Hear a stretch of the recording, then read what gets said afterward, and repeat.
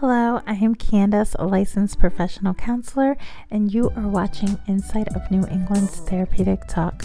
Please like, subscribe, and comment below.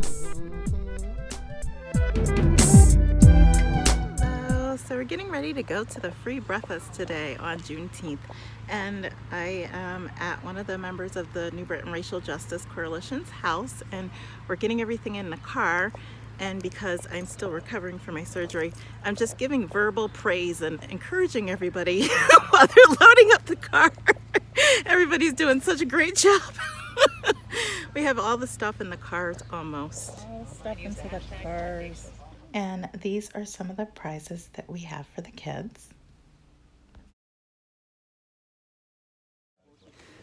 And so now we're here at the park and some kids are coming and getting their things. It's really getting hot. Definitely keep in touch if you have any questions about the next one we're doing here or where we're going to. So we're here. We have a few people stopping by here and there, getting some food and getting free toys, and then we have our raffle. So today is actually recognized as a federal holiday all of a sudden by our president, Joe Biden, and I really feel deeply in my heart that that is completely disrespectful to my people.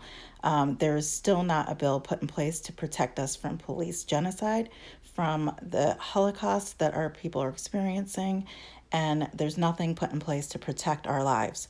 And so today, I felt like it was very important for me to be at an event that was actually giving back to the community, that actually supports the community, and that is why today being at the free breakfast was extremely important to me. And we are going to have the free breakfast every single week. This was our first one. Hold on. You did such a good job today. Thank you, Candace. You did such a good job in making me happy, all right? Oh. That's what I needed you for, and you did the damn thing.